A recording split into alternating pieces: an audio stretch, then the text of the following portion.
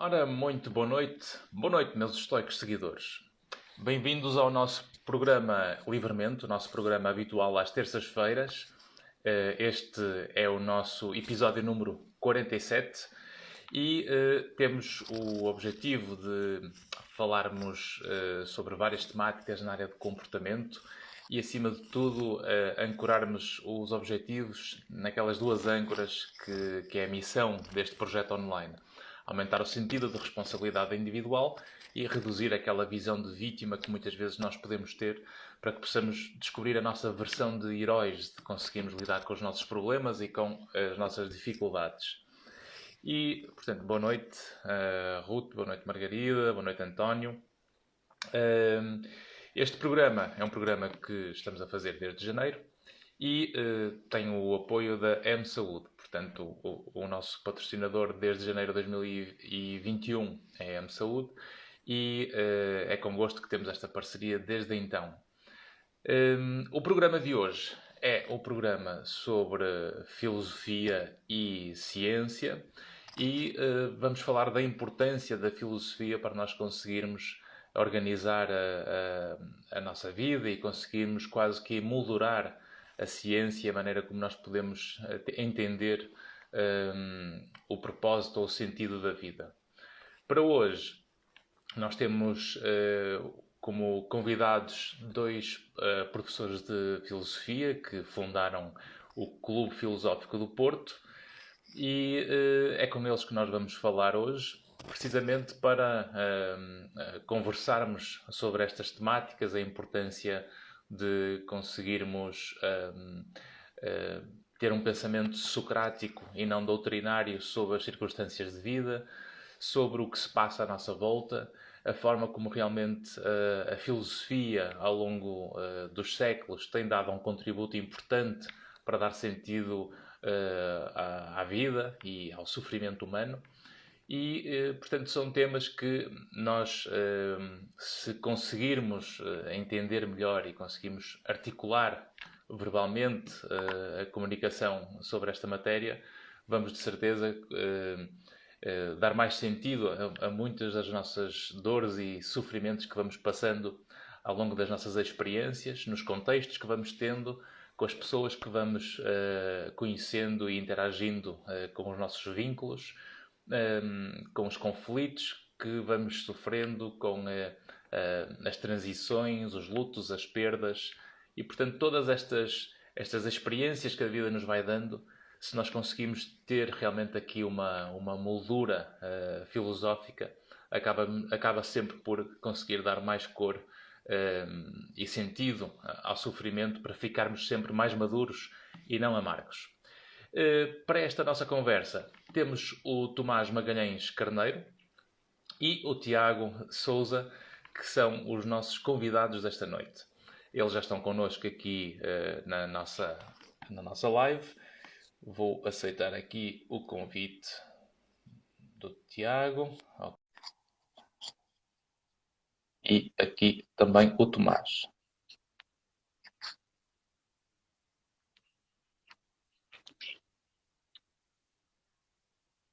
Vamos esperar que estas ligações possam ficar sincronizadas.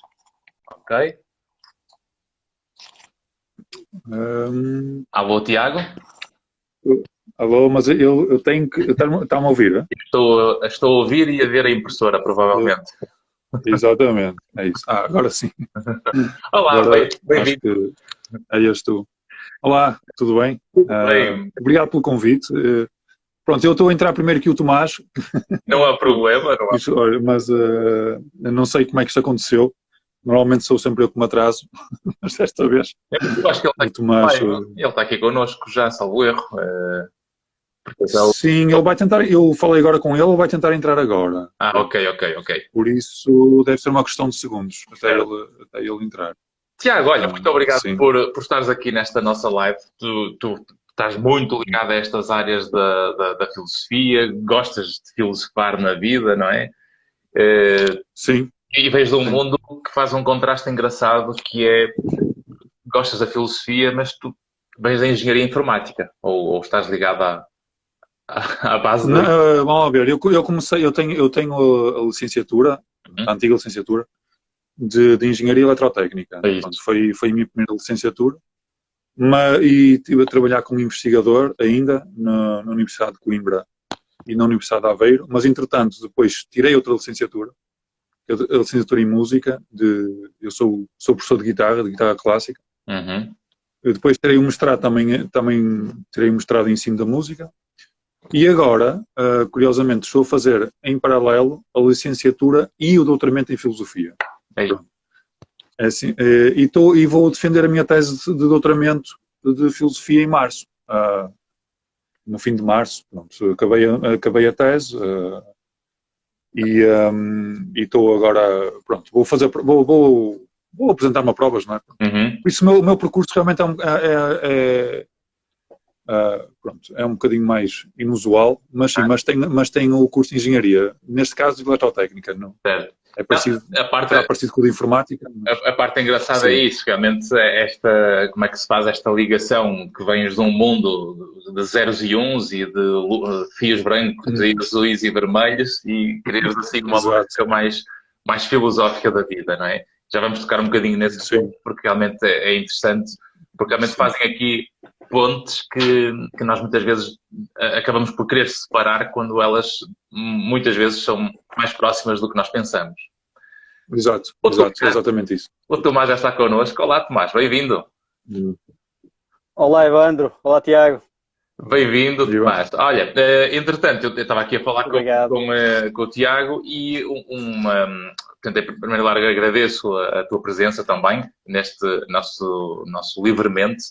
Este é um programa que uma das missões principais é realmente nós conseguirmos ajudar as pessoas a pensar sobre o que nós falamos e por forma que possam também levar para a vida delas muito do que é aquilo que possamos contribuir para elas se conhecerem melhor, para conseguirem entender melhor a sua própria vida, para darem mais sentido aos sofrimentos e às experiências que vão passando, porque a vida acaba por ter sempre mais... Vamos a isso. Não é?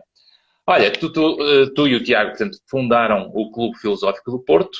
E conta-me um bocadinho a tua história, para as pessoas também entenderem o que é o clube e porquê a filosofia para crianças, que é uma coisa que também você também desenvolves e acho que é um projeto giríssimo e interessante.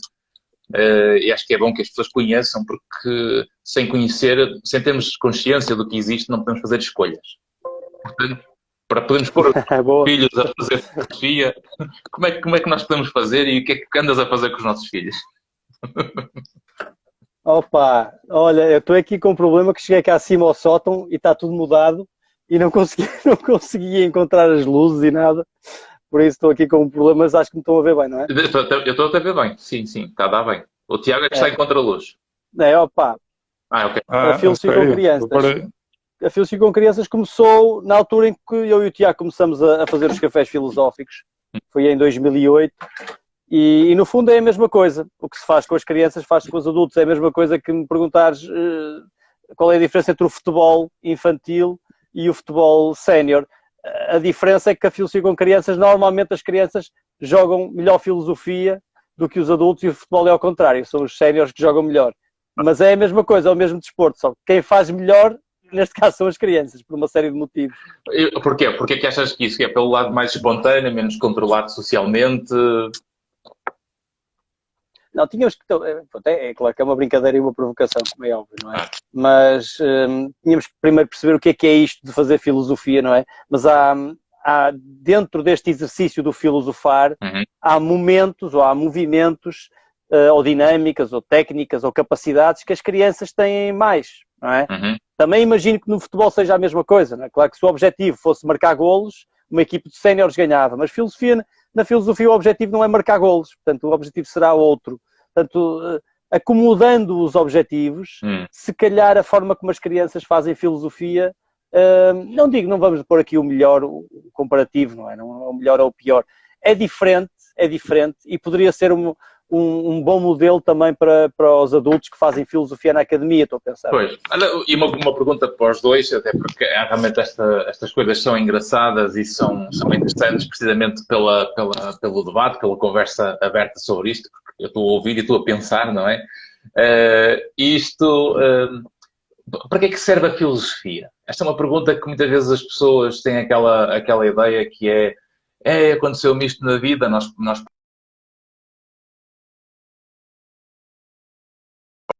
tentando nos dar uma perspectiva ou ali Derivando. Alô, estás-me a ouvir? Também eu, também eu. Ok. Agora Ok. sim. Agora sim. E quando estamos a partilhar uma experiência, a pessoa que está a ouvir, muitas vezes tenta nos dar ali uma moldura ou um tom mais leve, numa perspectiva que nos ajuda a superar a situação. E a pessoa que muitas vezes está a passar pela experiência diz: epá, lá vens tu com as tuas filosofias, pá, isso não é assim, porque a vida não é isso. E eu pergunto, realmente, o que é a filosofia e para que é que ela serve na nossa vida? Grande pergunta, pá. Sim, eu gostei dessa forma de colocar. A vida não é isso. Eu começaria por perguntar à pessoa então o que é que a vida é. Uhum. Quando ela me diz a vida não é isso, não é? Pronto, então tem uma então para ela pelo menos ela tem uma postura que já eu diria que é proto-filosófica, que é pensar a vida como algo que não é filosófico, pronto, ou que não há lugar para essas filosofias. Pronto. Uma maneira Parece paradoxo. digamos, exatamente, é uma maneira de a colocar logo, digamos, num campo de pressuposição filosófica, é perguntar simplesmente. Então, ok, então diz-me o que é a vida e porquê é que achas que a vida não é isso? Pronto. Isso acho que, não sei se ia resultar. Se calhar a pessoa ia ficar mais chateada comigo. Amigos, pá. Pois é, por isso que o Tiago tem tão poucos amigos. Pá. Exato, opa, pois, é isso. Olha, eu dava razão à pessoa e concordava com ela a dizer, não, realmente a vida não é isto, a vida não é isto que nós estamos agora aqui os três a fazer, não é? A vida, normalmente entendida, é outra coisa. É ir lá para fora, ganhar dinheiro, usar uma máscara, não pensar muito na verdade das coisas, ou no que as coisas são realmente, ou no que poderiam ser, e simplesmente fazer as coisas e ir na corrente. Isso é que é a vida normalmente. Não é? E isto que nós estamos a fazer... A filosofia não é isso. Pois, mas eu não concordo com o meu... companheiro de viagem. Vocês falam, se alguém escrever uma coisa que me falta para trazer aqui para a mesa, para a secretária, que eu tenho sempre aqui uma surpresa. Espera aí. Ok. Podem continuar à vontade. Achas que a vida não é... Achas que a filosofia encaixa na vida normal, então? Sim, por exemplo, os exemplos que tu deste, há um que me salta logo à vista, que é o exemplo da máscara, não é? As pessoas usam máscara, não é? As pessoas usam máscara, aquelas que usam, não é? Aquelas que usam. Pronto. Pá, nós estamos a conversar os três e não temos máscara, não é? Mas, sim, eu estou a dizer pessoas que não usam máscara em situações... Espera aí, nós ainda podemos chegar mais longe. Temos máscaras, porque nós usamos máscaras sociais. E usamos máscaras de papéis, não é? Nós temos papéis que servem de máscaras para funcionarmos nos contextos em que estamos inseridos. Pois, ok. Mas isso ainda é mais longe. Exato, isso já...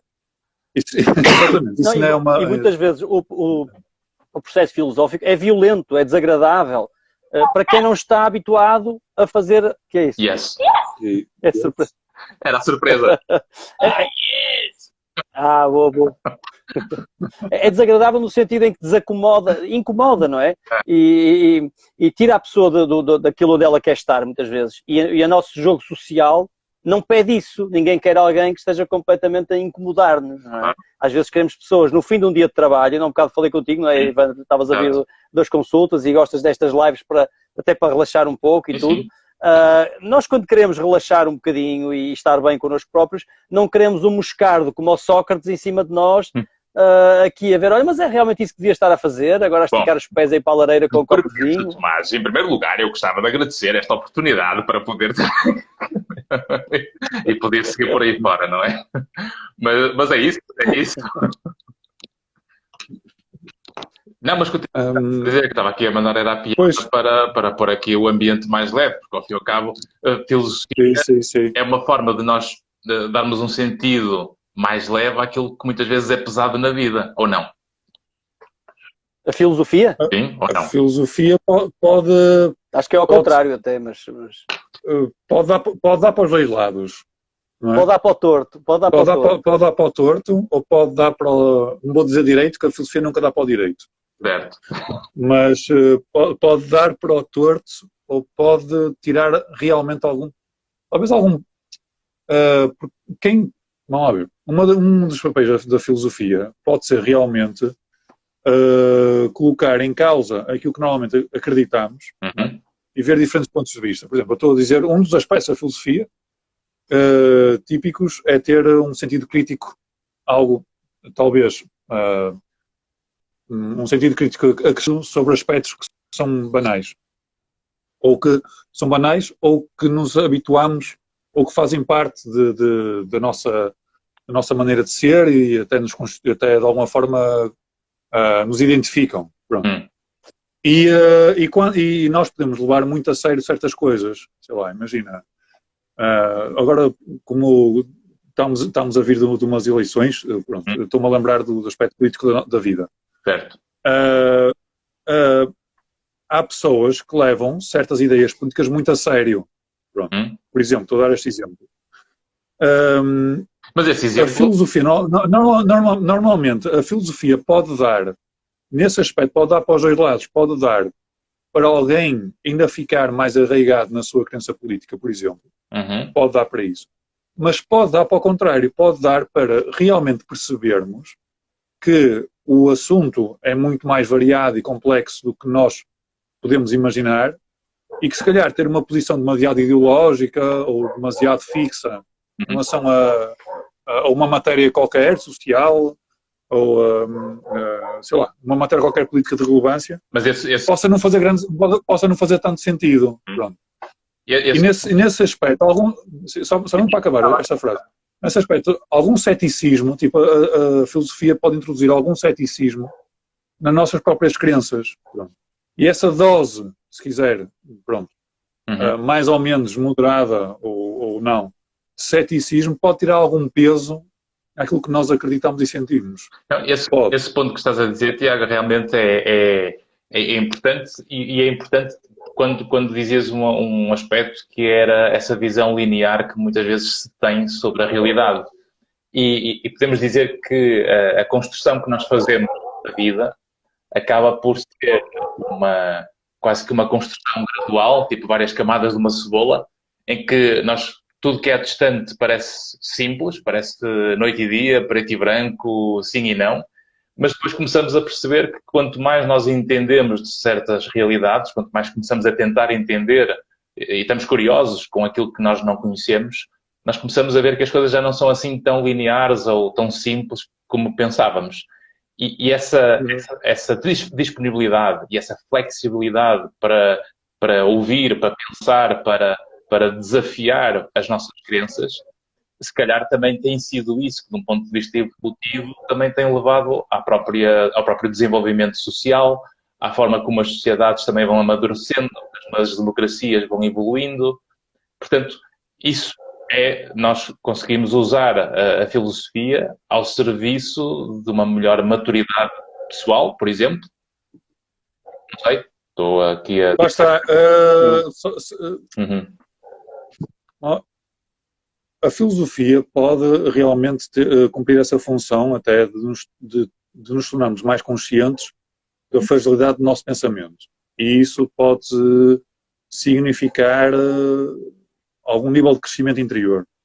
Somos mais tolerantes, estamos mais abertos a opiniões diferentes da nossa, mas também mas também há casos, e isso se calhar a psicologia explicará bastante melhor que a filosofia, em que a filosofia é usada não nesse sentido. A filosofia é usada justamente para validar as crenças que nós já temos. Pronto. E também na filosofia vamos ver, mas isso podemos agora também perguntar se isso será realmente uma filosofia feita nos moldes em que nós desejamos. Mas a literatura filosófica é vasta, as perspectivas filosóficas também são múltiplas, e se nós quisermos, fazemos um cherry picking das perspectivas disponíveis que se ajustam à nossa maneira de ser, àquilo que pensamos, e podemos usar a filosofia não para sermos mais tolerantes, mas pelo contrário, para sermos ainda mais dogmáticos.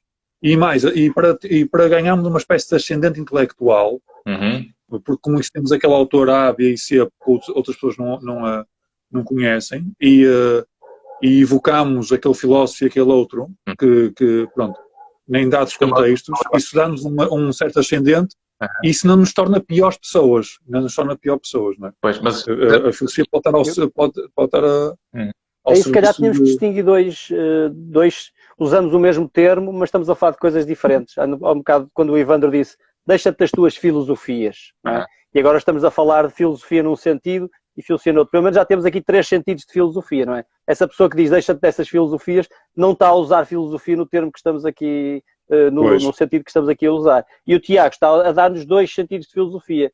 Um diria, a leitura dos livros, das obras filosóficas, do cânone. Tu podes conhecer o cânone todo filosófico, todos os grandes autores e mais alguns, não é? Mas isso não faz de ti um filósofo. Agora, um filósofo que não conhece o cânone também é um pouco estranho, não é? Hoje em dia, pelo menos. Portanto, eu distinguiria aqui o fazer filosofia, o filosofar, do estudar filosofia. Sim? Portanto, aí e o que nos interessa para aquilo que se calhar a nossa conversa nos vai encaminhar é esta vertente do fazer filosofia. O que é isso do fazer filosofia? E por isso é que eu disse no início da discussão, da conversa, que as crianças fazem no melhor. As crianças não conhecem o cânone. Pois. Portanto, as crianças quando começam, e as aulas de filosofia com crianças é um pouco isso, e eu e o Tiago fazemos isso também nos cafés filosóficos e com os adultos, é procurar dar às pessoas as ferramentas do fazer filosofia. Ou seja, estão coisa mais livres, simples. não é? Estão mais livres. Ouve o outro, não é? Ouve o outro. Primeiro tens que ouvir o outro. Não é? Parece a coisa mais simples do mundo, mas é uma dificuldade enorme, muitas vezes conseguimos que uma pessoa ouça realmente o outro. São 2 orelhas e para a boca. Outro... Exato. É isso. E muita vontade de falar. Exatamente. Boa. Mas estavas a dizer há pouco uma coisa interessante que é quando nós usamos a filosofia numa perspectiva quase que de validação e de sustentação das nossas próprias crenças, daquilo que acreditamos, isso acaba quase que por ir validando e aprofundando ainda mais as crenças, ficando mais rígido. E curioso ver que quando, sei lá, pegamos em obras como o Nietzsche, que era muito melancólico e muito depressivo, não é? Quando nós vemos que, de um ponto de vista científico, quando vamos para a psicologia, por exemplo, a rigidez do pensamento ou a inflexibilidade na narrativa está sempre mais associada à vulnerabilidade emocional e à doença mental. E, portanto, quanto mais rígido eu fico na minha narrativa e mais quase que ando aos ciclos e às voltas com aquilo que eu próprio acredito e que não consigo flexibilizar outros pontos de vista, isto geralmente é menos adaptativo ao mundo do que eu realmente ser mais capaz de flexibilizar e aceitar que há outros pontos de vista sobre a minha realidade e sobre o mundo que tenho. Sim. Mas lá está, mas Diz. Ok. A fixidez de pensamento pode ter essa consequência de nos deixarmos, algo... pode ter em última análise como consequência esses distúrbios mentais ou esse mal-estar. Mas a filosofia também nos pode... O outro extremo, que é, digamos, a não fixidez completa, tipo, a fluidez total. A filosofia também, por exemplo, eu e o Tomás fizemos uns lives sobre um dos clássicos maiores da filosofia, que são as meditações de Descartes, meditações metafísicas de Descartes, em que a primeira meditação, é aquela que dá origem à célebre segunda meditação, em que o Descartes conclui que existe, porque pensa logo existe, embora isto não apareça nas meditações, aparece no discurso método, mas não interessa, mas a conclusão é praticamente a mesma. Mas na primeira meditação, o que acontece, o que Descartes faz, é levar a dúvida ao extremo absoluto. Ele interrogar-se, o que é que eu posso duvidar? E eu vou descartar como se fosse falso tudo o que esteja suscetível de dúvida. Pronto. Ele chega a um extremo tal,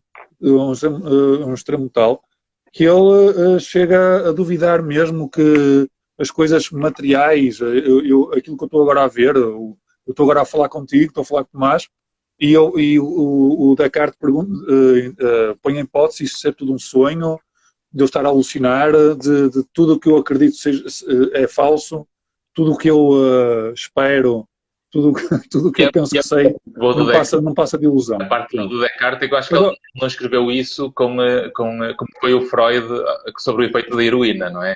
Da cocaína, aliás. Portanto, senão podia começar a pensar que estava no sonho e... Sim. Pronto, ok.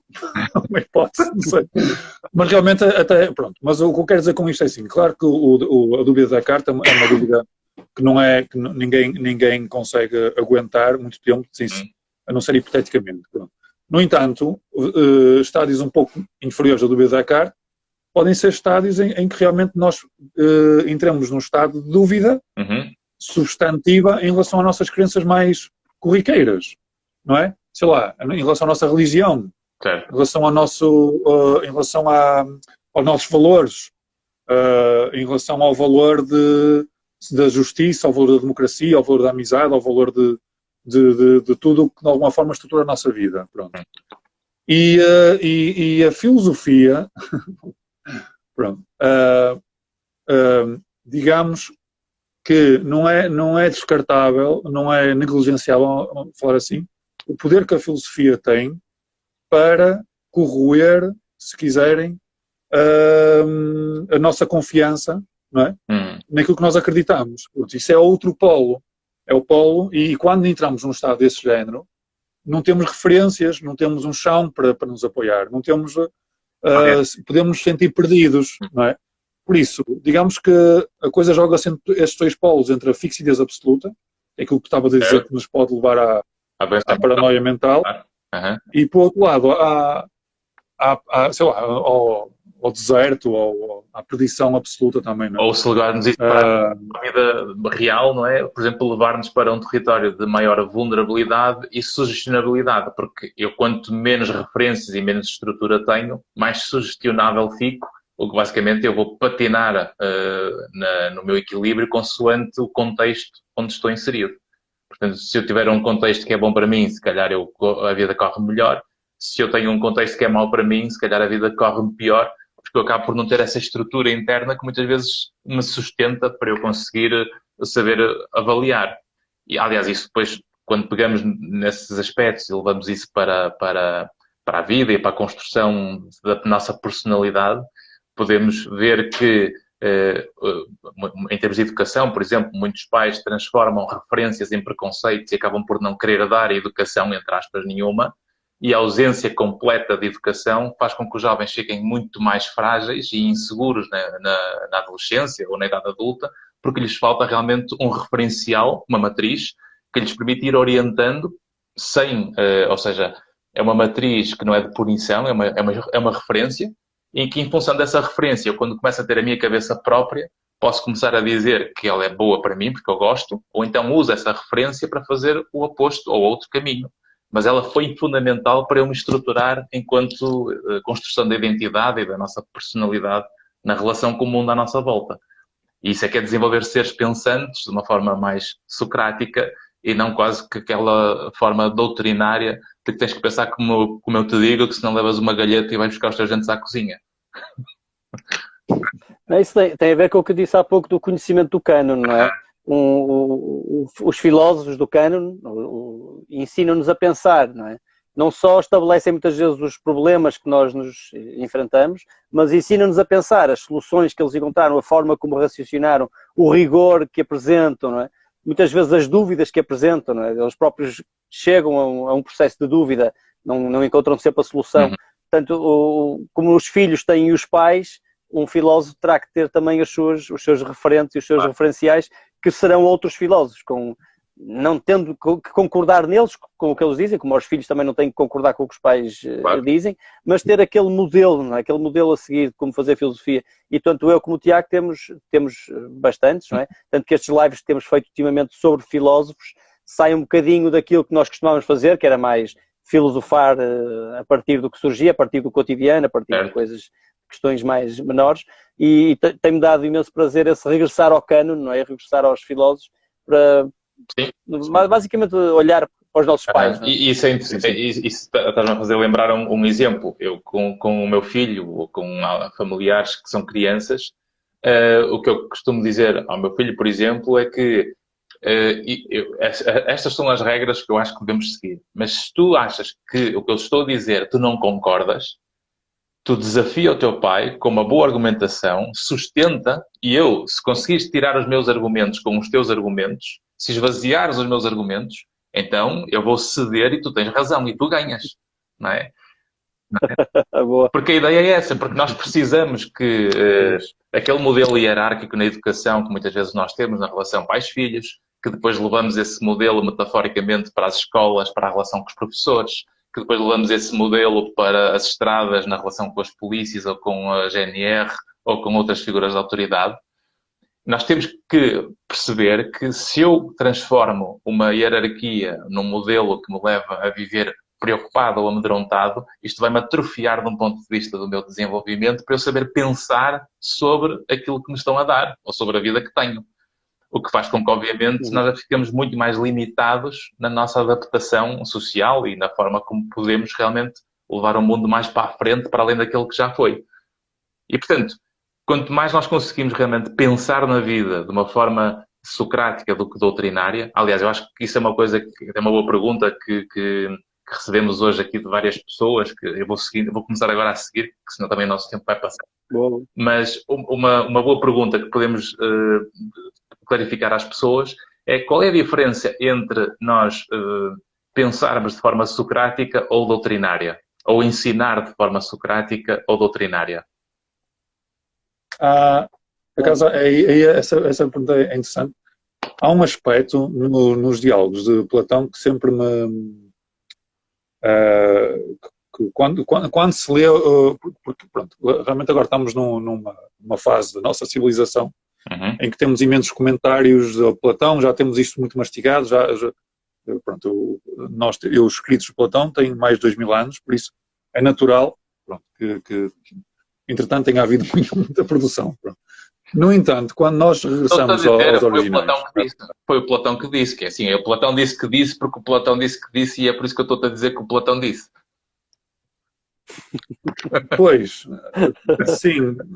Quer dizer, existe... Mas se não foi, eu posso... Não. Sim. Eu vou confiando nos... Como é que é? Como é que são as pessoas que fazem essa arqueologia do pensamento? Os arqueólogos, não. Exato. Os arqueólogos conceptuais, não sei como é que... Mas os que fazem essa historiografia, pronto. Exato. Mas independentemente daquilo ser mais ou menos rigoroso, uma coisa que se destaca nos diálogos de Platão, que sempre me exerce um fascínio ainda agora, que é, apesar do Sócrates aparecer como o protagonista dos diálogos, o desnível entre o Sócrates e os seus interlocutores não é muito grande. Não é muito grande. Por exemplo, nós vemos no Diálogo da República, são 10 capítulos. No primeiro capítulo, são 10 livros, pronto, são 10 capítulos. No primeiro capítulo, é debatido o tema da justiça. E o principal interlocutor do Sócrates é o Trasímaco, e no fim do diálogo, o Sócrates admite que o Trasímaco o deixou confuso e não está a conseguir ver, de momento, como é que vai conseguir refutar o Trasímaco. Pronto. Digamos, temos o nosso mestre a admitir, no fim, ele depois resolve isso. Ok, eu estou agora a dizer isto, primeiro porque ele depois resolve isso. Aliás, não resolve logo. No segundo capítulo, entram 2 protagonistas, o Glaucon e outro que já não me lembro, que colocam um problema ao Sócrates, que é a famosa parábola do anel de Giges, que é aquela experiência mental de alguém ter um anel que permite que a pessoa fique invisível. Pronto, quem tem um anel pode ficar invisível e pode fazer o que bem entender, porque nunca vai ser apanhado. Achas que será que isso foi a base do Senhor dos Anéis, quando ele põe o anel também desaparecia? Realmente é uma coincidência um bocadinho... Pronto, não é? É um bocado suspeito que a coincidência seja tão grande. No entanto, aquilo que eu quero destacar é, no livro 1 e no livro 2, o Trasímaco e depois o Anel dos Giz, só a partir, só a partir do livro 3 é que o Sócrates começa a ganhar algum protagonismo retórico e argumentativo, algum ascendente argumentativo. Só aí é que ele começa a ganhar. Isto é, tu tens um mestre, supostamente, a ser desafiado, mas de uma maneira mesmo séria, pelos seus interlocutores. Pronto. Isto é, a coisa anda mais ou menos ali, assim, e depois tens um diálogo, que é o Parménides, em que o Sócrates até sai derrotado. Pronto, mas isso é uma exceção.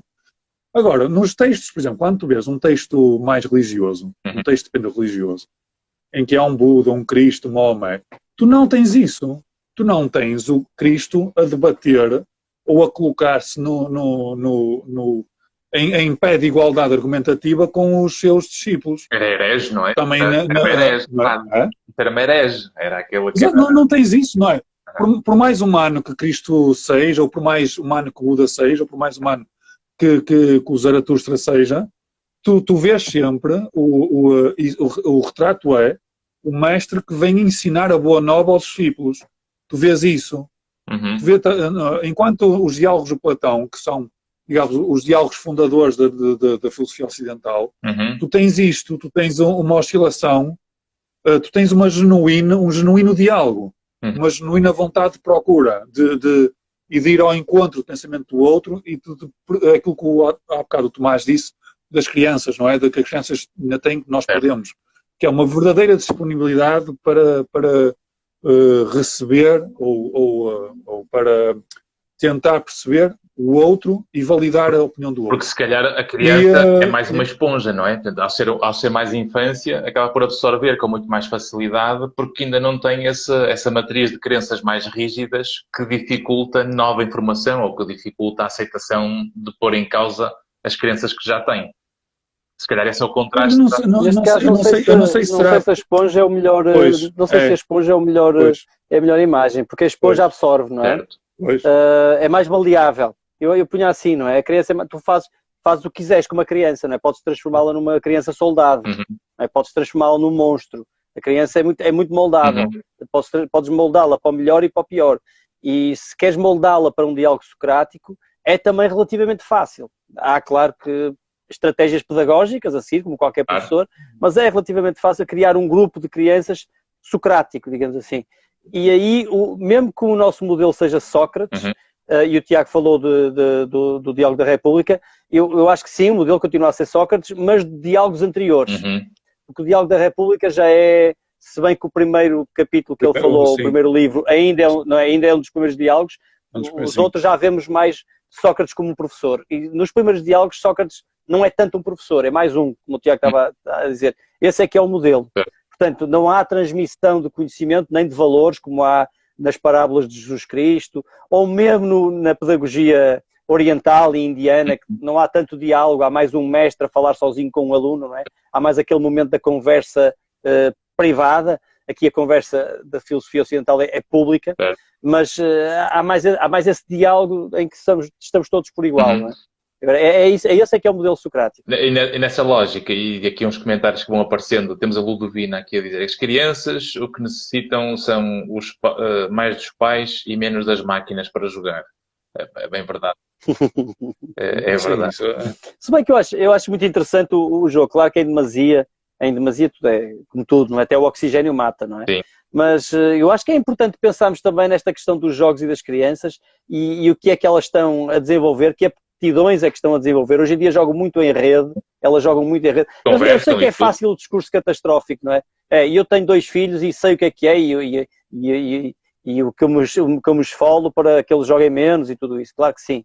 Mas, por outro lado, era importante também ver, não lutar tanto contra isso e perceber o que é que vem de bom aqui, o que é que pode vir de bom, não é? Há muito este discurso catastrófico quanto à tecnologia e na minha altura é que era e que eu ia brincar sozinho para a rua. Quanto menos entendemos, mais rejeitamos, não é? Aliás, a negação, a rejeição, a negação, a ocultação, isso realmente muitas vezes é o que aumenta a obsessão ou os vícios, não é?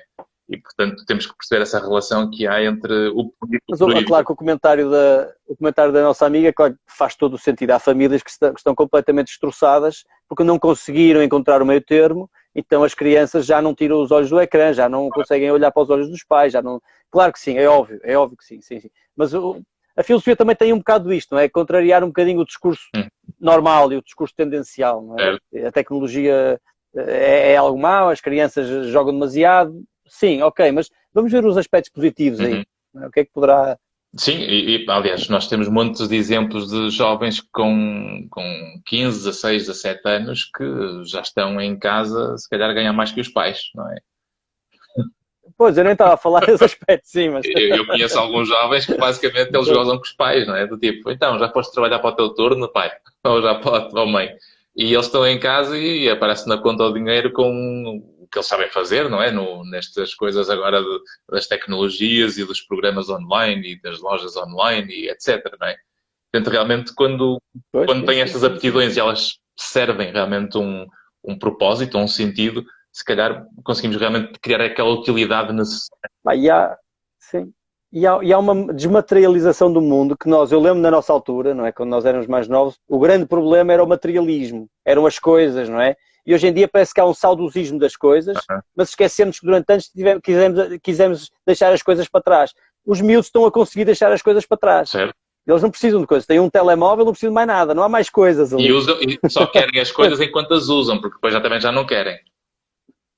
Pois, há todos esse problema. Assim. Eu estou a puxar um bocado para o otimismo aqui da coisa, porque acho que dava para pensar bastante aqui. Sim. Como é que vai ser a vida daqui a 100 ou 200 anos, não é? Se calhar será assim tão mau. Mas, não sei. Pois, mas o problema aí não é eles divorciarem-se das coisas, é divorciarem-se do contacto pessoal, digamos. Sim. É mais sim, isso. sim. Que as coisas também trazem, o contacto pessoal, é verdade, sim. Sim, jogar ao Berlinde é diferente do que, sei lá, jogar ao Berlinde no meta-universo. No meta-universo é pior. No meta-universo. Tem que haver uma aplicação qualquer do jogo de Berlim. Exatamente, não é? Exato, mas se calhar pode haver uma tecnologia tão aprimorada de touch, não é? Sim. Que possa simular com perfeição.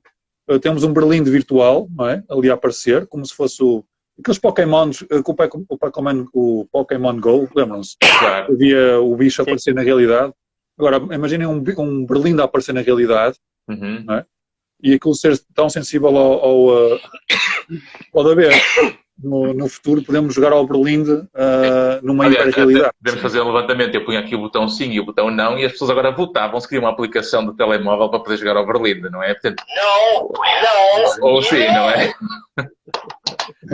Olha, diz aqui a Annie também, continuamos a ter um cérebro muito ancestral, precisamos mesmo da filosofia, é verdade. E diz aqui o António... Isso é a Ana, não é? É a Ana.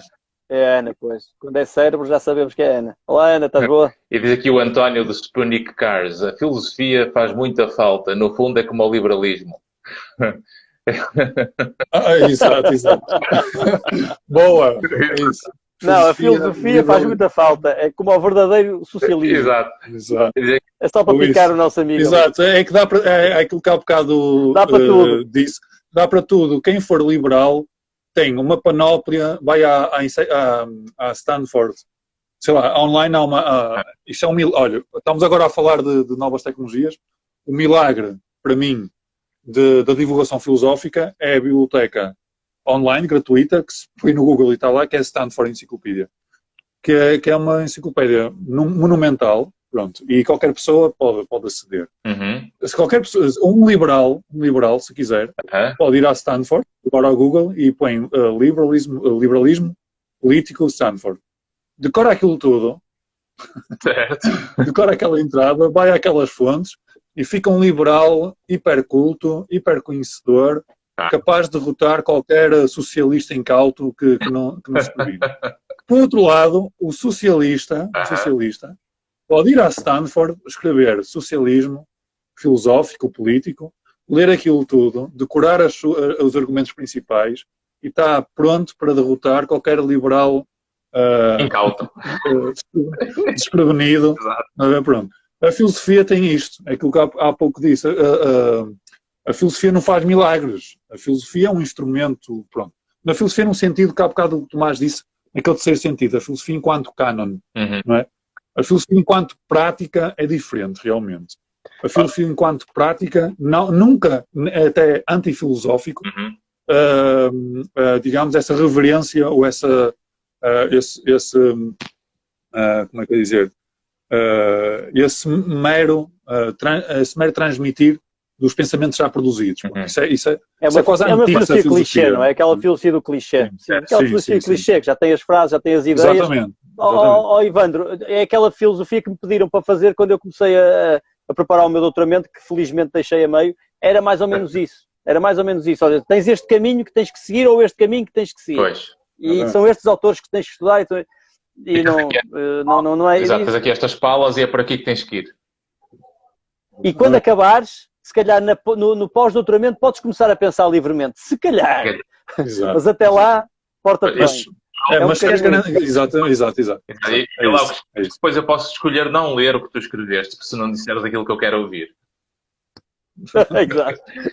É isso. Olha, o segundo caso foi picado. Socialismo, na sua pior versão, foi o que deu origem ao comunismo. Não, isto daria pano para mangas. Aliás, isto podia ser outro programa todo dedicado à completamente. Nunca houve verdadeiro comunismo. Claro, filosofia, retórica, psicologia, política, quer dizer, tantos temas aqui que se cruzam e que podíamos ir buscar. Estudávamos aqui Pois, nós íamos falar do sentido da vida, não era? A ideia era a filosofia encaixar na vida. Eu achei essa pergunta, essa expressão fantástica. E, portanto, a filosofia e era aquilo que eu dizia no início, a filosofia como forma de nós conseguirmos dar um sentido a muitas das coisas que nos acontecem na vida, por forma que através desse sentido, de uma articulação lógica do pensamento, nós consigamos aliviar o nosso terreno emocional, porque a compreensão alivia as emoções. Por isso é que eu olho para a filosofia mais numa perspectiva não de agravar os sintomas, mas de os pôr mais leves. É para o lado mais bonito que eu gosto de ver a filosofia. E eventualmente usar o lado negativo como referência para perceber qual é o caminho, se eu não controlar o que penso, porque quando nós não controlamos bem aquilo que pensamos, podemos entrar em ciclos viciosos negativos que vamos cavando cada vez mais até chegarmos realmente ao fundo do poço e ficamos com uma visão linda filosoficamente, mas dramática na vida real, não é? E conseguirmos ver qual o contributo que a filosofia pode ter para nos tornar a vida mais leve, para que fiquemos mais flexíveis e nos adaptemos melhor. E nesta perspectiva, e pegando, por exemplo, já numa das perguntas que tivemos aqui do Monet GM, é um dos nossos seguidores que colocou, e deixo a pergunta para vocês, e pode ser para o Tomás esta pergunta, que é, e vou dizer agora...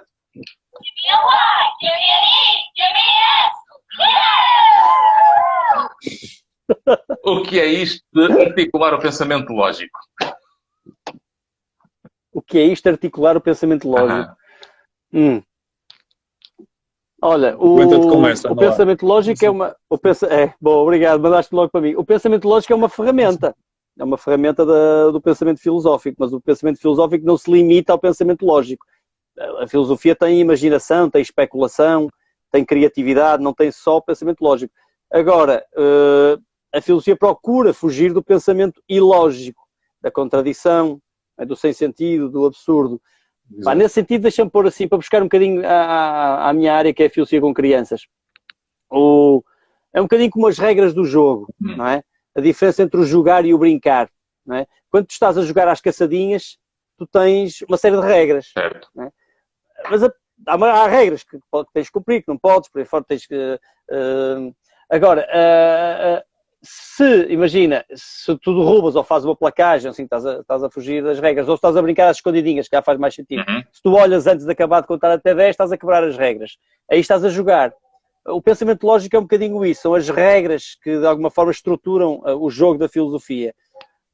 Por outro lado, tu podes não jogar o jogo das escondidinhas, podes fazer batota, podes olhar, podes brincar, não é? Podes começar a brincar e ninguém leva a mal, muitas vezes, entre amigos.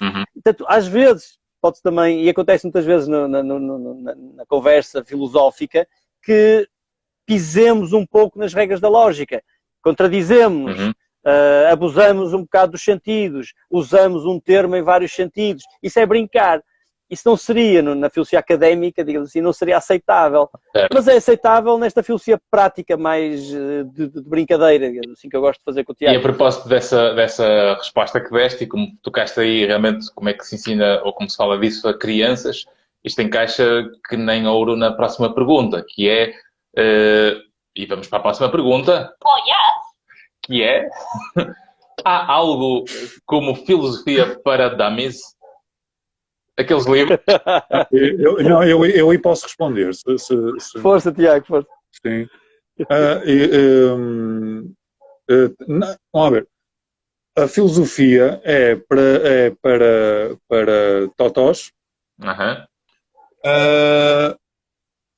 inevitavelmente.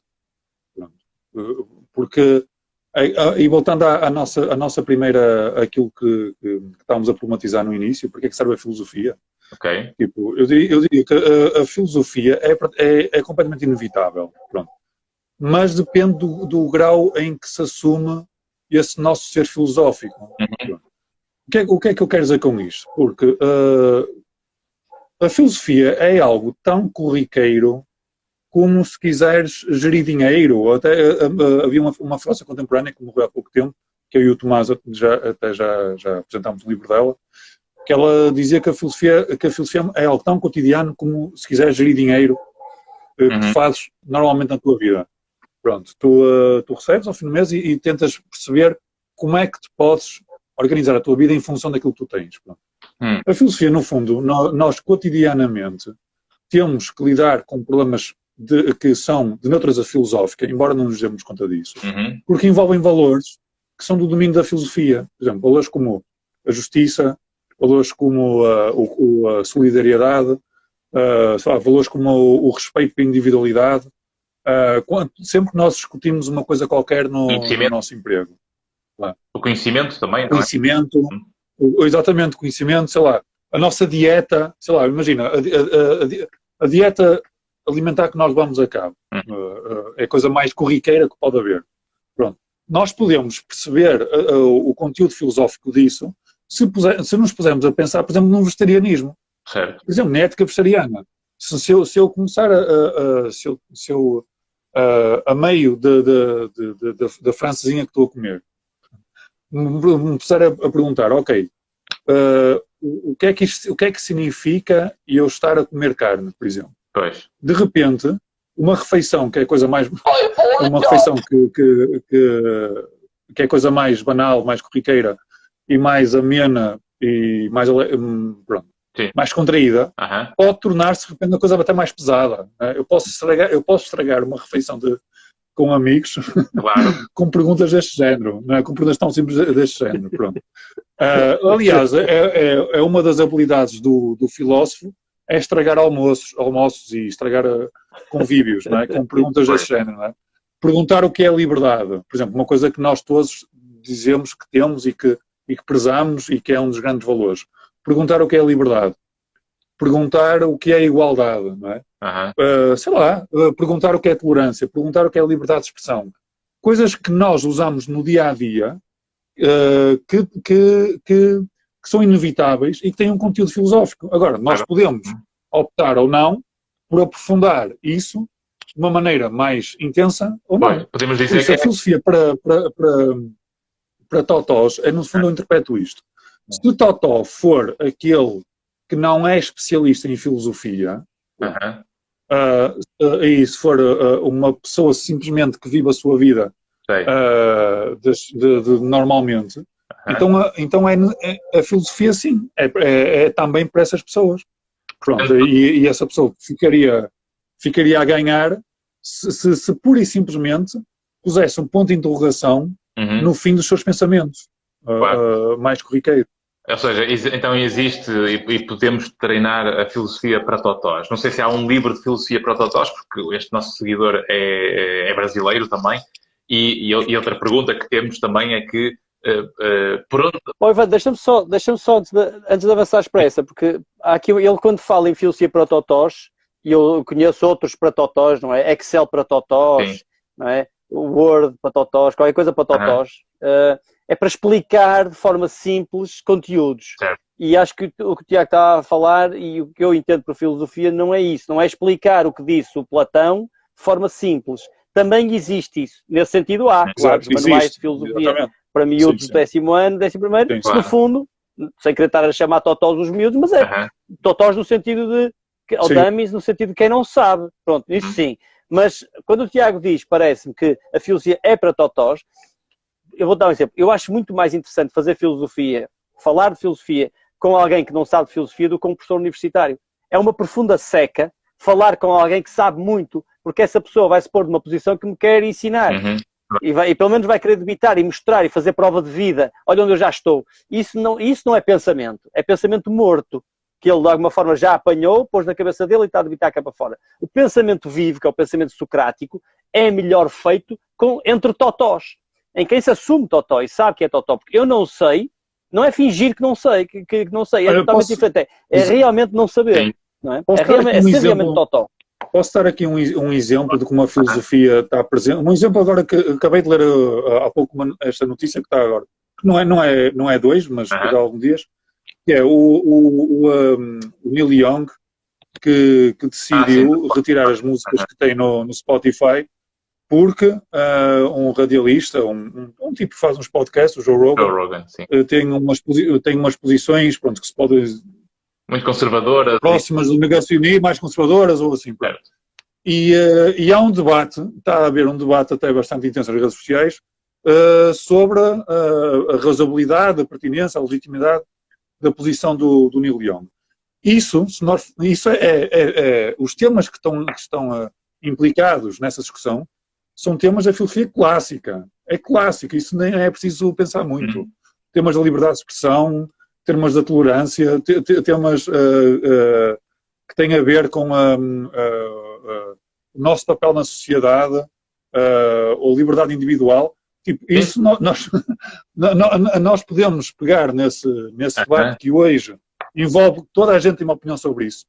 Toda a gente tem uma opinião, toda a gente, de certeza... É que, essencialmente, nós respiramos muito mais filosofia no nosso dia-a-dia do que aquilo que pensamos.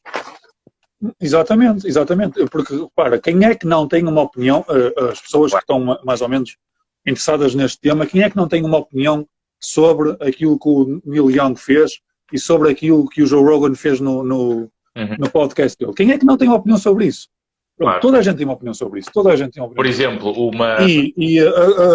Agora, o que falta saber é se o grau que as pessoas realmente aprofundam, se quiseres, os valores, as crenças e os pressupostos que estão na base dessa opinião. É talvez, se quiseres, esse o caminho que pode caracterizar um pensamento filosófico mais sistematizado, se quiser. É parar para pensar sobre esses pressupostos. Ou seja, nós usamos... e de uma forma mais rigorosa. Mas aquilo que o Tomás disse há pouco, porque é que às vezes é tão mais estimulante falar com alguém que não seja um académico? Né? Porque, por exemplo, para discutir este tema, eu sei que a pessoa que me vai dar a sua opinião sobre o Joe Rogan ou sobre o Neil Young, eu sei que ela está a viver aquilo que está a dizer. E aquilo tem uma importância vital. Não estou a dizer uma importância vital no sentido de vida ou de morte, mas é algo que mexe com ela e aquilo interessa realmente. Pronto. E enquanto um discurso mais académico é um discurso que pode ser muito mais artificial, muito menos interessante, porque é simplesmente uma espécie é um veículo de transmissão de algo que menos genuíno não estás propriamente. Quando se está a falar com um académico desse género que o Tomás está a falar, nós não estamos a falar com a pessoa, nós estamos a falar, se quiseres, com um repositório selecionado de um conjunto de pensamentos que ela calhou de absorver numa dada altura da vida dela. Pronto. Isto também, quer dizer, posso estar a ser muito injusto. Aqui mais perguntas que isto vai ficando tudo encadeado. Ok. Que é Sim. que é deste Monet GM, também nosso seguidor brasileiro, que é por onde começar quando estamos mais a lestes? Por onde... Eu adorei essa pergunta, pá. Eu tinha lido essa pergunta e essa pergunta é fantástica. É a pergunta que nos faz pensar. É o tipo de pergunta, sei lá, uma pergunta, qual é o sentido da vida? Pá, e eu depois me essa pergunta e eu, aqui de repente, vou pegar logo em 3 ou 4 argumentos, conheço do Sartre, do Thomas Nagel, e pronto, e já está. Mas agora, podes dizer outra vez a pergunta? Podes reformular outra vez? É do leste, é do onde começar quando estamos a leste. É por onde começar? Não, por onde? Por onde começar quando estamos mais a lestes? Essa pergunta não está em nenhum manual de filosofia. Essa pergunta tira-nos a sustentação, tira-nos a base. Primeiro vamos ter que criar a base, não é? Vem da terra, vem do chão, vem do mundo. Sim, e depois eu não sei onde agarrar. Eu vou ter que criar toda uma base. Exato. É uma pergunta que um académico não era capaz de fazer, digo eu. E acho eu responder alto lá. Portanto, eu estou, olha, então vamos lá. Eu por mim, tentava avançar um bocadinho nessa, não é? Como é que é? Reformula lá. Começar quando estamos mais a lestes. Por onde começar quando estamos mais a leste? Essa ideia de estar a leste é não saber onde estás, não é? Claro. É não saber onde estás. Quer encontrar o norte, estou a leste, quer encontrar o norte. O que é que... Mas não é bem não saber onde estás, é não saber onde estás, não é bem, eu acho que não é bem não saber onde estamos. Porque nenhum de nós sabe onde está, não é? Pronto. Não é? Em última análise, nós não sabemos onde é que nós estamos. Sim. Mas em primeira análise, é mais eu comecei em casa. Não sabes onde é que está a galáxia, não sabes onde é que está o sistema solar, não sabes onde é que está. É nesse sentido que estás a falar, não é? Eu sei que estou no meu sótão, não é? Não, eu estou a falar mesmo num sentido mais existencial. Tipo, eu não acredito muito que nós saibamos onde é que nós realmente estamos a nível, se quiseres, na constelação de possibilidades essenciais. Mas aquilo que eu digo é, quando se pergunta isto, é alguém que não sabe onde está, mas tem vontade de, de alguma forma, se localizar, não é? Pronto, que tem consciência de que está a leste, tem essa consciência, que isso constitui uma preocupação para ele. Isso é uma coisa boa, não é? Porque se nós não tivermos essa noção de que estamos a leste, nós não conseguimos mudar de onde estamos. Exatamente. Isso é o princípio da filosofia, acho eu. O princípio da filosofia, um dos princípios do pensamento filosófico, da busca filosófica, é no sentido que há bocado estava a dizer, que o Tomás também estava a enfatizar. Não é no sentido académico de por onde começar quando estou a leste. Não é no sentido de alguém que quer fazer doutoramento em filosofia e pensar que tema é que eu hei de pegar para poder ganhar uma bolsa de doutoramento ou se ingrar.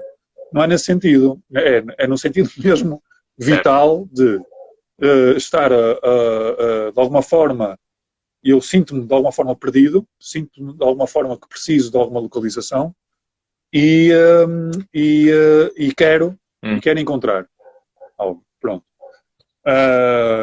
E realmente isso é uma pergunta realmente genuinamente filosófica. Mas por onde começar, ou seja, um aspecto importante, pegando no que estás a dizer e trazendo isto, por exemplo, para a forma como a ciência psicológica acaba por complementar o que estás a dizer, porque eu gosto bastante da filosofia numa perspectiva de moldura à volta da ciência, para que nós consigamos dar mais sentido ao porquê das coisas, ao porquê que devemos agir sobre os nossos problemas, ao porquê que devemos reinterpretar a realidade para nos conseguirmos adaptar melhor. E quando eu quero mudar, ou seja, quando eu sinto-me mal, porque esse é o início que nos leva à consciência dos problemas, porque se nós não tivermos problemas, nós pouco ou nada pensamos na vida.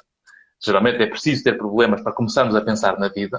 Isto até de um ponto de vista da psicologia evolutiva, ao longo dos séculos, ao longo dos anos, nós percebemos que quanto pior está a vida, mais nós pensamos na vida, e quanto melhor ela corre, menos pensamos. E isto é um fator protetor até, porque nós, quando a vida está a correr bem, nós não queremos pensar na vida, nós queremos saboreá-la, queremos senti-la, queremos vivê-la. E é graças a esse Mas, contacto. mas não achas que quando estamos mal... Vamos ver, porque uma coisa é pensar no sentido de resolver um problema que me aflige. Uhum. Outra coisa é fazer aquilo, pronto, não querendo entrar num sentido demasiado estrito de filosofia, e eu próprio há pouco até Uhum. o coloquei em causa. A filosofia, de alguma forma, também há um bocado a oportunidade, também tem uma dimensão Uhum. de nos permitirmos pensar algo desinteressadamente sobre a essência das coisas. Pronto. Sei lá, eu imagino, o início da filosofia... Pelo prazer de o fazer. Por exemplo, quando nós falamos em Platão, em Sócrates, em Aristóteles, eu não sei se isso é verdade. Eu realmente, eu volto a dizer, eu não sou um historiador de filosofia. Eu interesso-me realmente pelas ideias, não tenho tanto essa vertente. Mas eu não sei se é mais fácil aquele tipo de filosofia, muito mais abstrata, com aquele rigor, com aquela complexidade lógica e argumentativa, acontecer numa situação em que as pessoas tenham atingido um nível de conforto maior do que a pessoa que está com problemas que o afligem de uma maneira mais cotidiana. A aflição do pensamento, a aflição da vida dos problemas, podem surtir um efeito até inverso, não é? Podem restringir o nosso pensamento, não é? Sim. Nós podemos não conseguir pensar porque estamos demasiado preocupados com a resolução daquilo.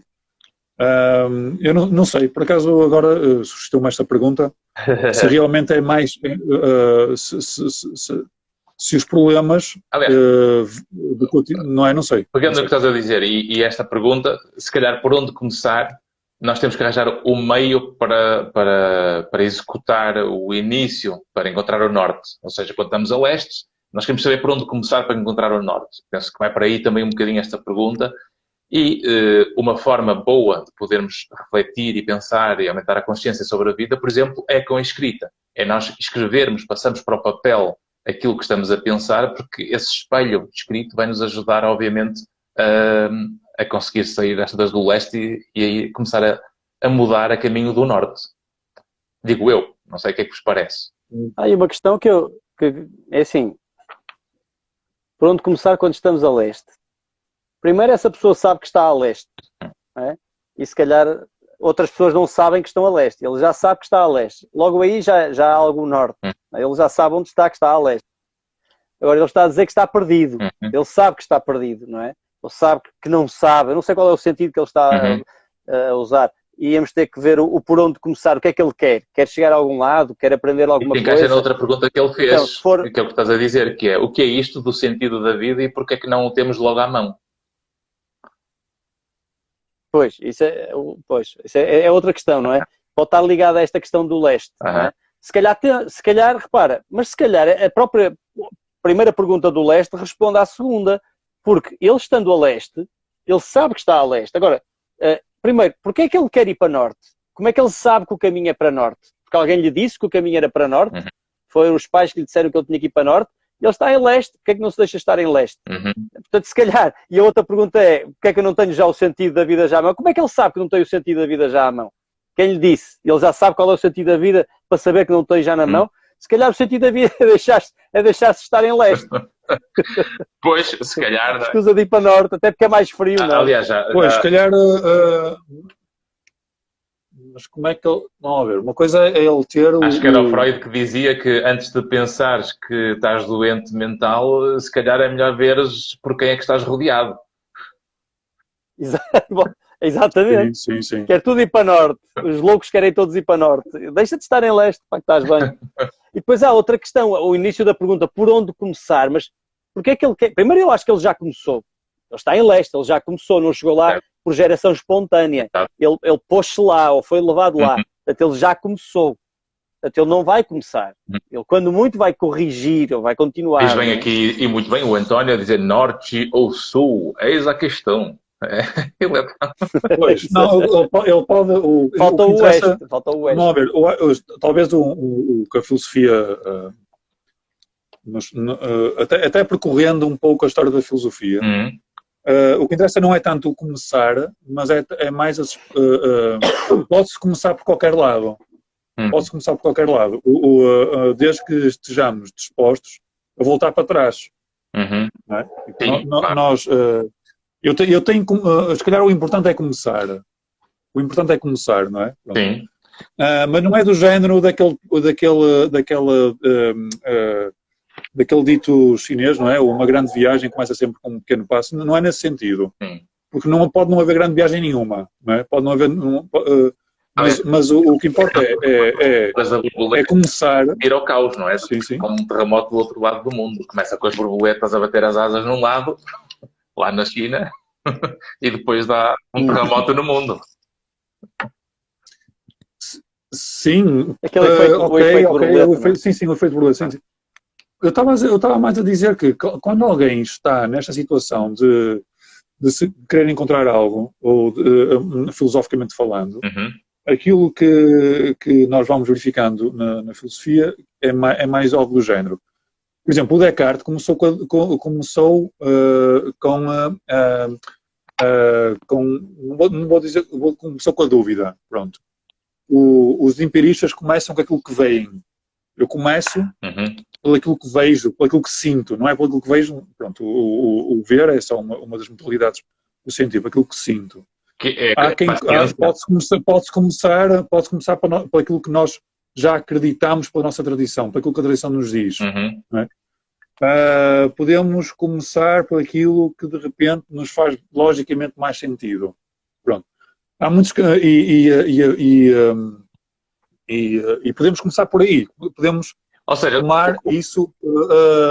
O que acontece é que se nós realmente estivermos dispostos a percorrer esse caminho de uma maneira racionalmente aberta, em diálogo permanente e se quiseres numa disposição, numa abertura ao erro, pronto.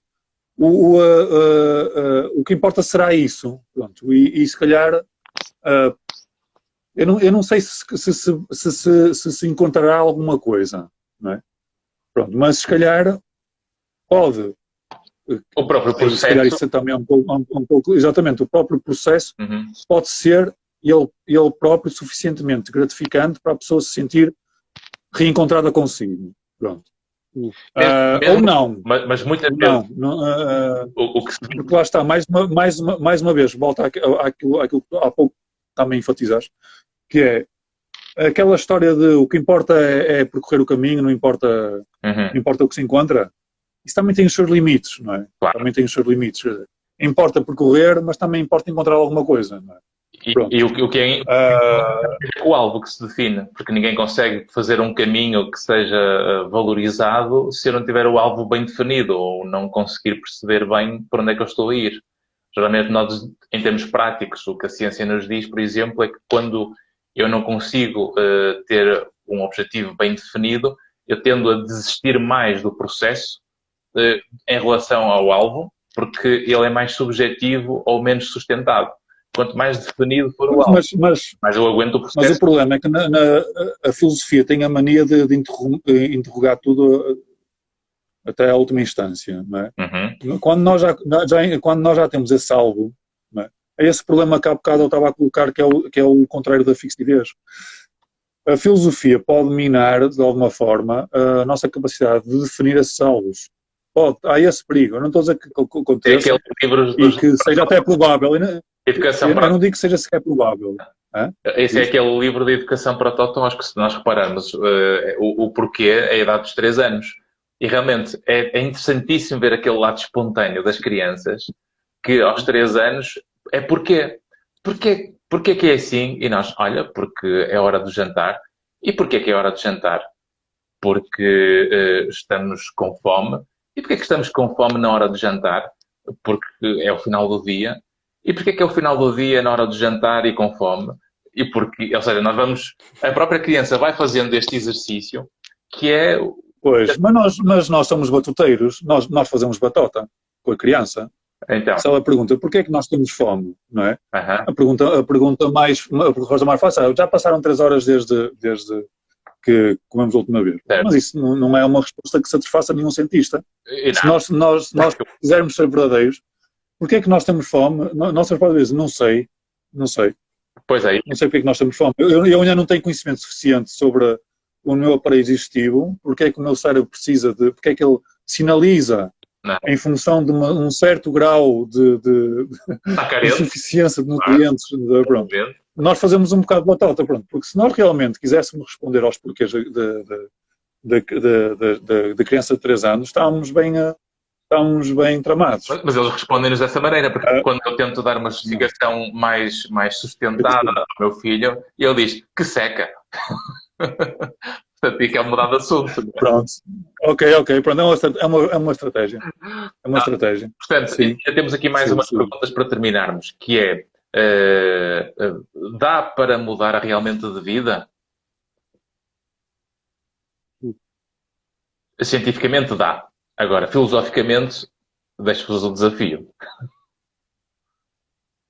Não, depende do sentido que entender, do que quisermos dizer por mudar e vida. Exato. Se tudo é vida, né? Se tudo é vida, não há outra coisa que não seja vida. Portanto, vamos mudar de vida. O que é isso de mudar de vida? Mudar para onde? Não é? Para a não vida? Quando estás a não, o que é a não vida? Quando estás a leste, tens que mudar de vida.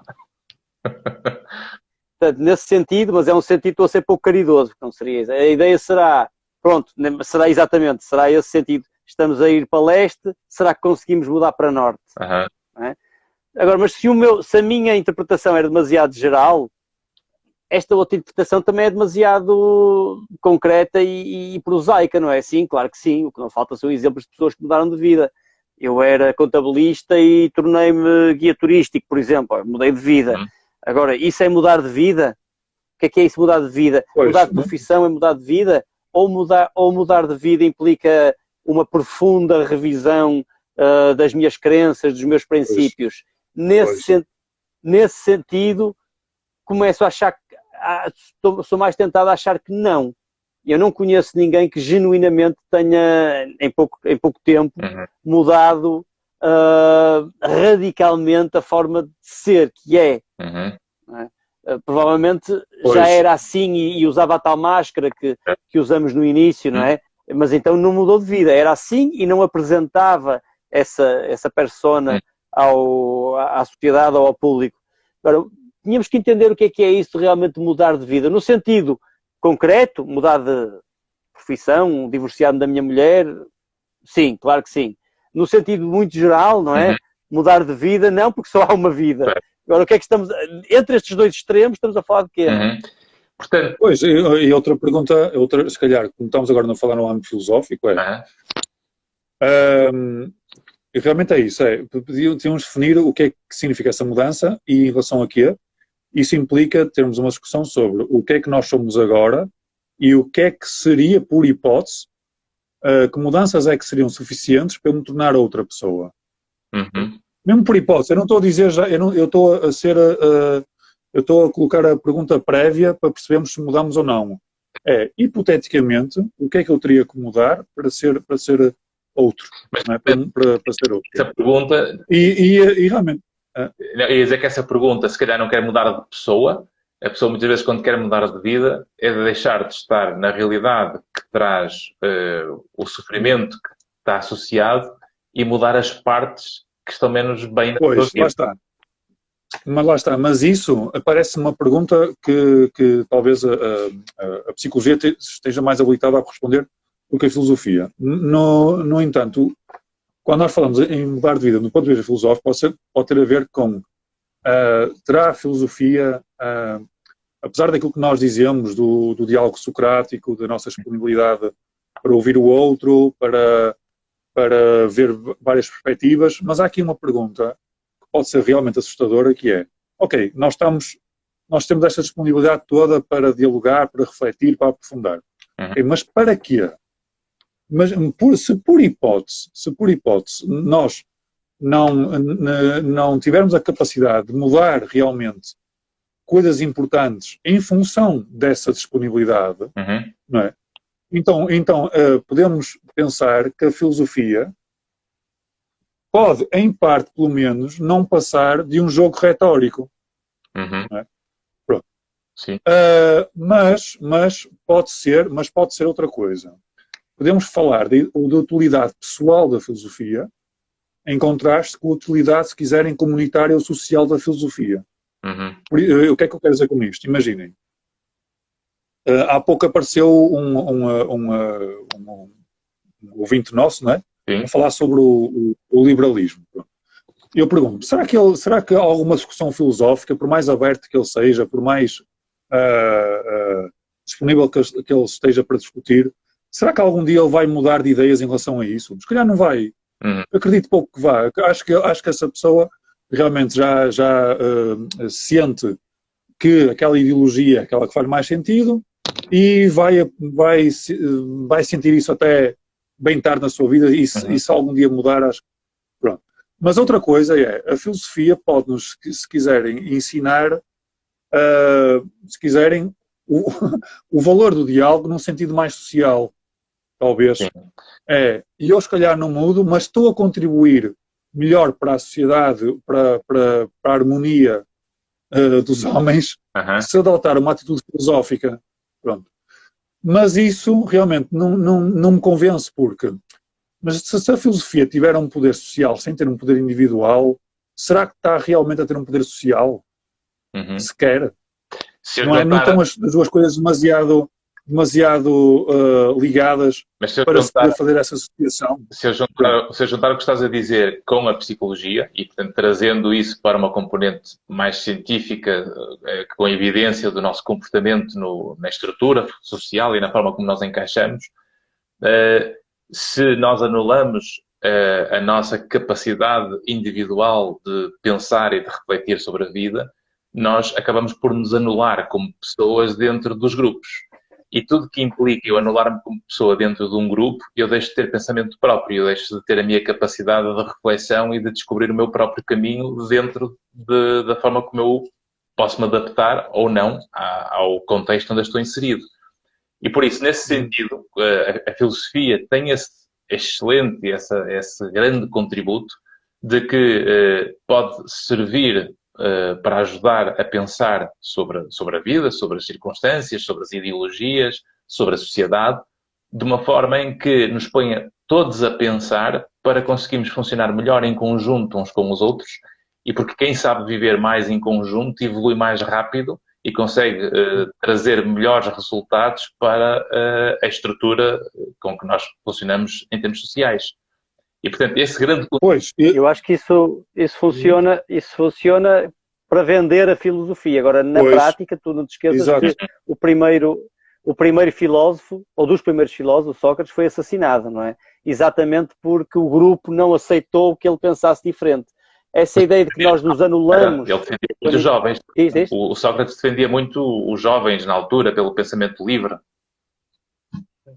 Sim, era educador dos jovens e foi até condenado por conspurcar a juventude. E ele foi condenado, foi dos poucos filósofos, ou foi pelo menos o filósofo que acho que foi condenado ao suicídio, não foi à morte. Ele foi condenado ao suicídio. Ele teve que beber cicuta.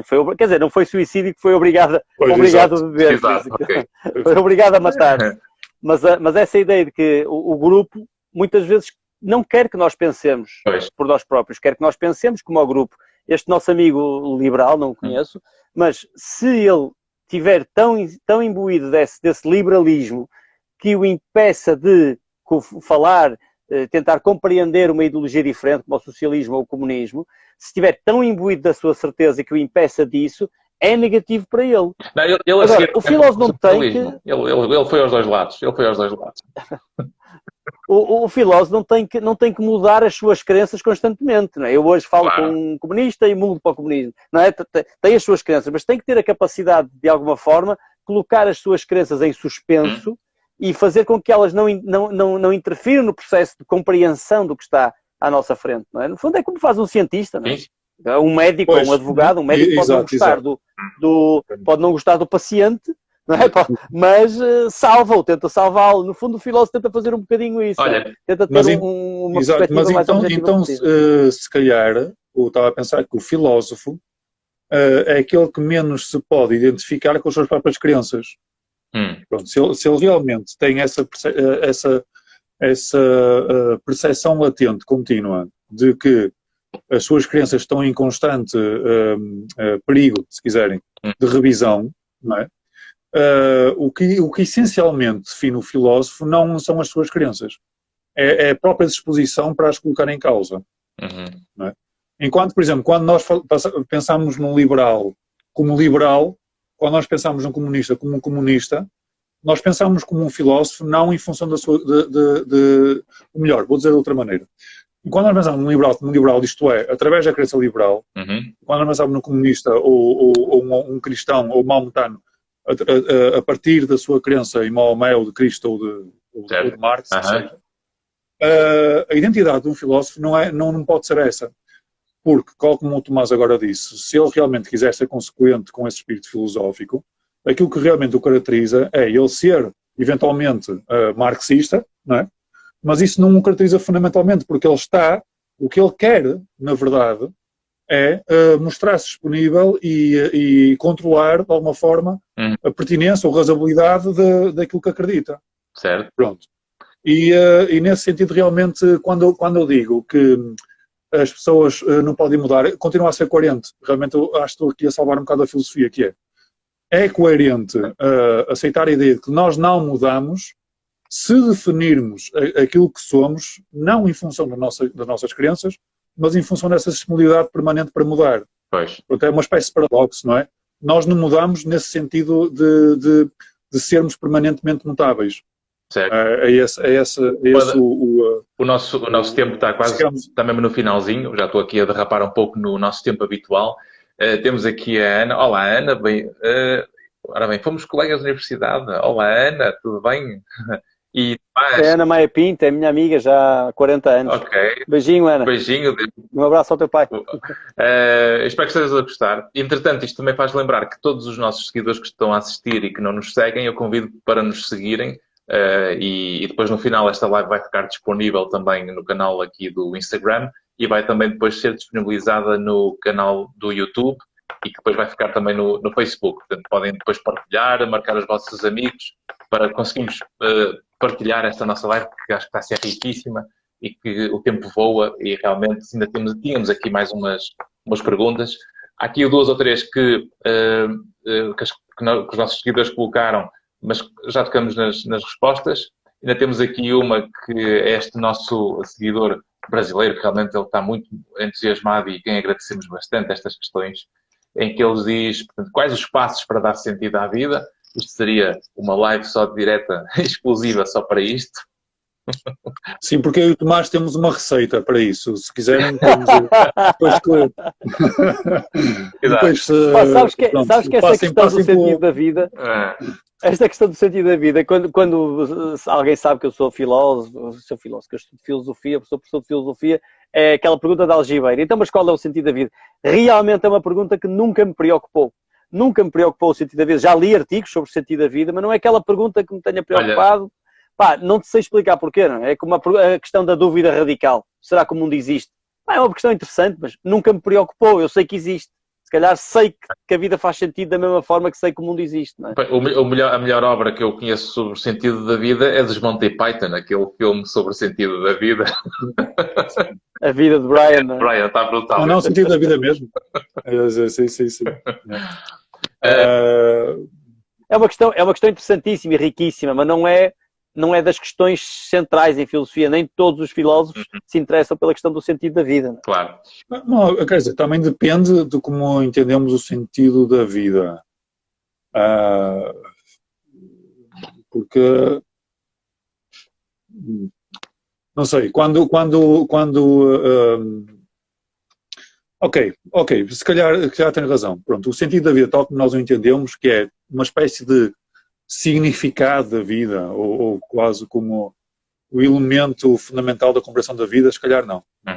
Mas se vimos o sentido da vida num sentido, se calhar mais prosaico, que é o sentido como devo dirigir a minha vida.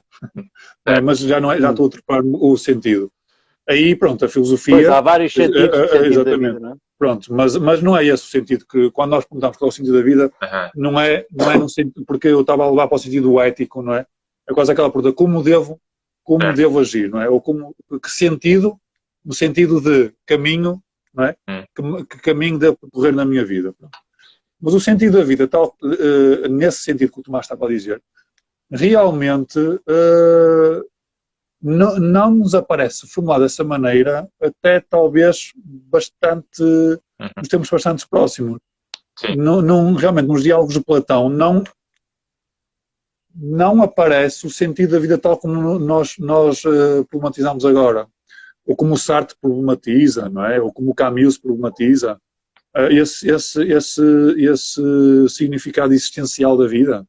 O Platão estava preocupado com coisas... O Marco Aurélio também, do estoicismo, que traz uma vertente muito interessante da forma como podemos dar um sentido. Mas lá está, mas o estoicismo, acho eu, que é mais uma ética de vida do que um sentido da vida. É nesse sentido que eu estava a dizer, porque há aqui uma diferença entre o Platão e Aristóteles também estavam preocupados com isso, de como devo viver, o que é que tem valor na vida, não é? O que é que tem valor? Quais são as virtudes que eu devo cultivar, não é? A justiça, a amizade, a tolerância, coragem. A perseverança, a coragem, exatamente, tudo isso são virtudes que chegam-nos já da filosofia antiga. Mas a filosofia moderna, ou mais contemporânea, tem outro sentido para o sentido da vida. É outra coisa. É outra coisa que se quer perguntar. É aquela coisa do contraste. É aquela coisa do contraste com o absurdo. Estão a ver, tipo... Sim. Imagina que tu segues esses 10 passos que eu e o Tiago temos no nosso site, podem comprar se quiserem. Se segues esses 10 passos para o sentido da vida, ou os 15 passos para a felicidade, que são outros que também nós vendemos, não é? E tu segues esses passos e chegas ao fim da vida, imagina que os cumpres e estás feliz e sabes que a tua vida tem sentido. Mas depois, imagina que morres e na altura da tua morte olhas para baixo e tu vês que tu, no fundo, não passaste de um fungo posto aqui por extraterrestres para eles se alimentarem do teu cadáver. Imagina, tu de repente, é lá, aqueles 10 passos para o sentido da vida e os 15 para a felicidade, afinal, não tinham sentido nenhum. Portanto, nesse sentido maior da vida, acho que é isso que o Tiago está a dizer, que se calhar, a partir do momento em que deixou de haver aquela mundividência de Deus, sobretudo aí, quando deixou de estar omnipresente, temos que acabar. A partir daí é que se começou a colocar essa questão, não é? Isto aqui é a palavra sorry, em inglês. I'm so sorry. I'm so sorry. Sorry. Ok. É para acabar. Portanto, Tomás, foi um gosto muito grande ter esta conversa convosco.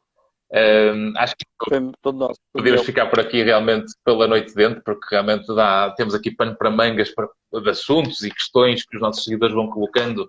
E isto são temas que acho que trazem um contributo importante para que depois possamos pensar a sério na nossa vida e trazer pequenas coisas que vão ouvindo ao longo do live e que possam depois trazer num sentido de utilidade para a sua própria vida, porque lidar com fraquezas, com dores, com ameaças, com forças, com contextos, com pessoas, tudo isto precisa ser unido com uma narrativa ou com um sentido que consiga nos trazer momentos de maior paz do que conflitos e que nos possa permitir fluir melhor para nos adaptarmos às circunstâncias que a vida dá, do que mantermos muitas vezes aquela rigidez que, em termos funcionais, na vida real, quando nós estamos uns com os outros, quando estamos nos debates, por exemplo, podemos ter opiniões diferentes e não acharmos. Aliás, isso é um tema interessantíssimo que podemos falar, juntando a psicologia e a filosofia, falar, por exemplo, sobre a ofensa. Como é que, podendo termos opiniões diferentes, porque é que as pessoas se ofendem e transformam uma opinião numa personalização de que eu estou a dizer mal dela e não da opinião dela, não é? E, portanto, isto começa desde pequenino, porque tem a ver com estas questões da educação, porque se eu tiro uma negativa à matemática e eu começo a achar que eu sou burro, eu posso estar burro, mas eu não sou burro, não é? E, portanto, o facto de eu conseguir separar o comportamento daquilo que é o rótulo, ou aquilo que muitas vezes é o que as pessoas se definem, isso faz com que depois se amedrontem de termos opiniões diferentes para conseguirmos amadurecer um diálogo e uma relação conjugal, por exemplo, uma relação familiar, uma relação profissional e depois acabamos por estar a mudar muitas vezes. E quando eu começo a mudar o mundo muitas vezes, e depois reclamo do mundo todo à minha volta, eu nunca me posso esquecer que o fator comum aos 10 mundos que eu reclamo sou eu. E se calhar eu aí tenho que enxergar que a culpa não morre solteira e que eu tenho que ir casar ao altar com ela. Não é? Muito bem. Acabámos de uma maneira tão trágica, meu Deus. Portanto, eu agradeço à nossa audiência. Se estão a ver esta live e se nos estão a seguir, convido-vos a seguir, se ainda não nos seguem. Agradeço à M Saúde pelo apoio que dá a estas nossas lives. Para a semana vamos ter mais uma. Vai ser sobre humor em países e culturas diferentes, com um TikToker português, um dos maiores TikTokers portugueses, que é o Diogo Bremo. Portanto, convido-vos a participar e a assistir na próxima semana. E espero que depois do que ouviram hoje possam tirar partido para a vossa vida e façam aquilo que faz sentido para dar sentido à vossa vida. Uma boa noite a todos. Muito obrigado. Um abraço estoico e até para a semana. Um abraço. Prazer.